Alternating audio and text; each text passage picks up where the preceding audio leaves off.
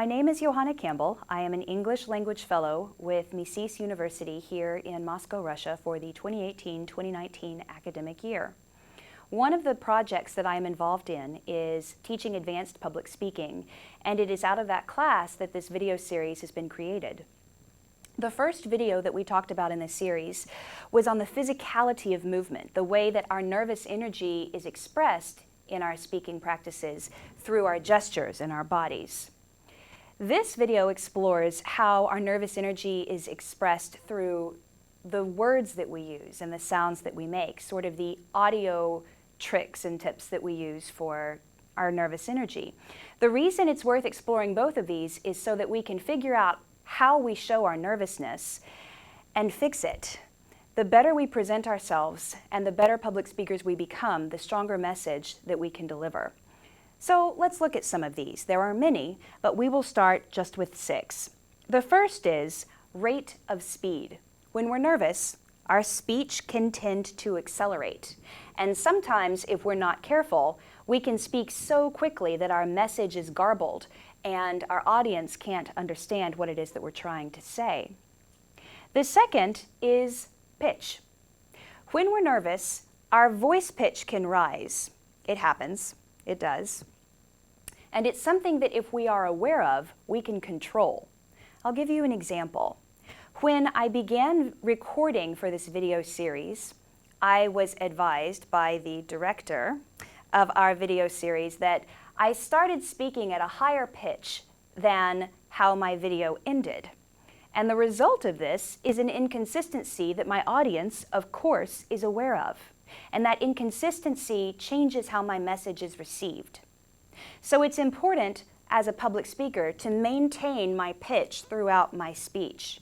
In this particular case, I'm able to overcome that by speaking for a moment before we actually begin. The third is losing our train of thought. Wait, what was I saying?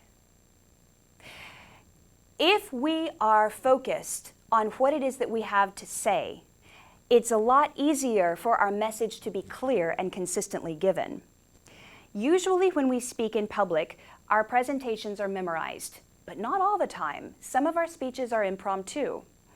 Also, when we engage in any kind of a question-answer session, it can be possible for us to navigate away from what we actually want to say because we begin losing our train of thought in the words that we're speaking publicly.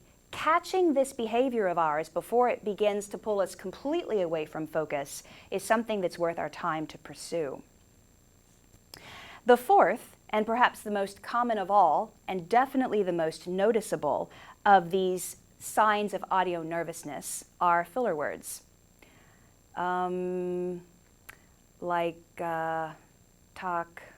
the things that we say in order to get our mind from one part of the speech to the next, these are filler words.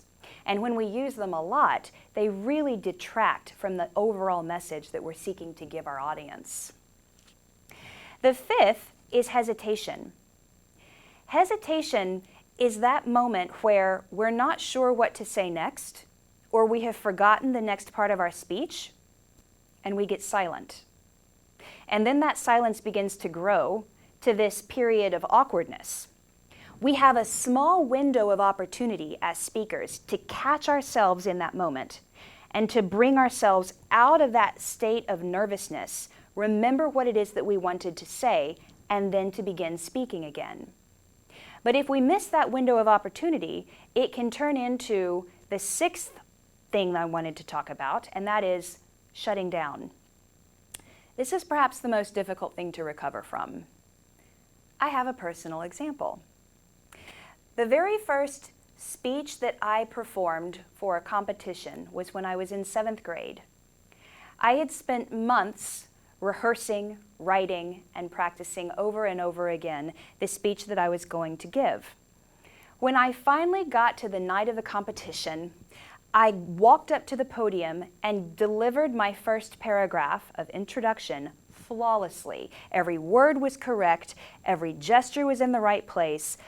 Everything I did was exactly as I had practiced it. And then I forgot what came next.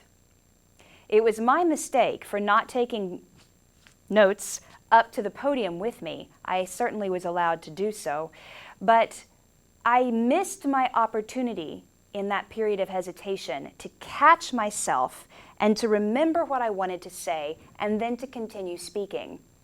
I just forgot, and my brain folded in on itself, and I just shut down. So after a really well-delivered introduction, I stopped my speech, turned, and left the podium. This was unavoidable in the circumstances because I could have handled the situation better. But it didn't have to be unavoidable. That's the point. When we're aware of what it is that we're doing, that gives us the power and the platform to make the changes we need. And that is coming up in our next video when we explore the techniques that help us make these changes. See you next time.